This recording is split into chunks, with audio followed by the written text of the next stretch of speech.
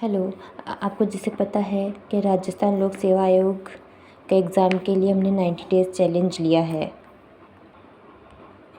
तो आज डे 1 है जिसमें हम टॉपिक कलन का एक टॉपिक है समाकलन यूज़ पहले लेंगे, पहले इसे करेंगे।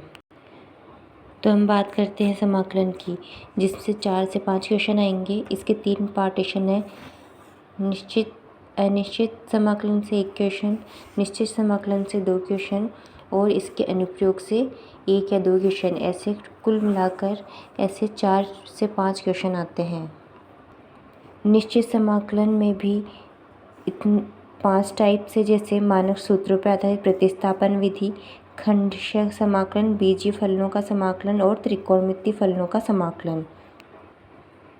जैसा कि यहाँ दिखा रखा है, ये अनिश्चित समाकलन के कुछ फॉर्मूले हैं जो आपको 10th और 11th और 12th की बुक में मिल जाएंगे।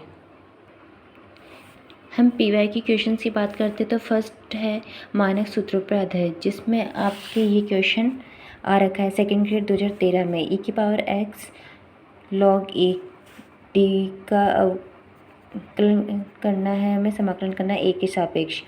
तो आपको पता है आगे की x की पावर log के पावर पे लग जाती है, तो ये e से power of log cancel out होकर e की पावर x का समाकलन होगा, जिसका फॉर्मूला ये सीधा सीधा फॉर्मूले से लिया गया है। हम सेकंड बात करते हैं प्रतिस्थापन विधि।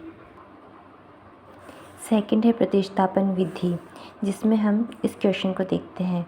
जैसे हमने साइन, ये क्वेश्चन दे रखा है, इसमें साइन इनवर्स x को हम t मानेंगे। इसका डेरिवेटिव होता है 1/√1 - x²।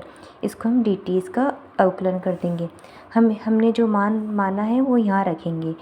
तो sine inverse x dx inverse का हमने t लिखा है यहाँ, और dy/dx/1 - √x का हमने यहाँ से मान dt लिख लिया है। अब इसका हम समाकलन कर देंगे और वापस मान रख देंगे। इसी प्रकार हमारे 2nd ग्रेड 2022 में आ रखा है, ये एक क्वेश्चन है जिसकी पूरी समीकरण है।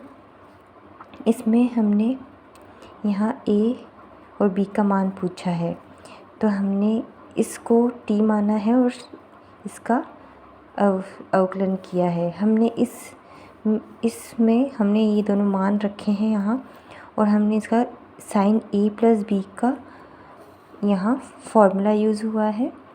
अब हमने पहले इसको एक सिंगल मान लिया, फिर इसको एक सिंगल मान लिया। साइन से साइन कट होके यह आ गया, और यहाँ कॉस अपॉन साइन होता है कॉट।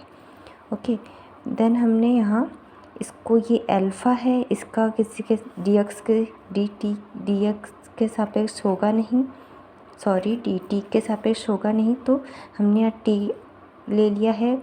कोट का अवकलन होता है log sin t, ये ऐसा का ऐसा ही प्लस कांस्टेंट आ गया है। अब हमने t का मान यहाँ रख चुके हैं।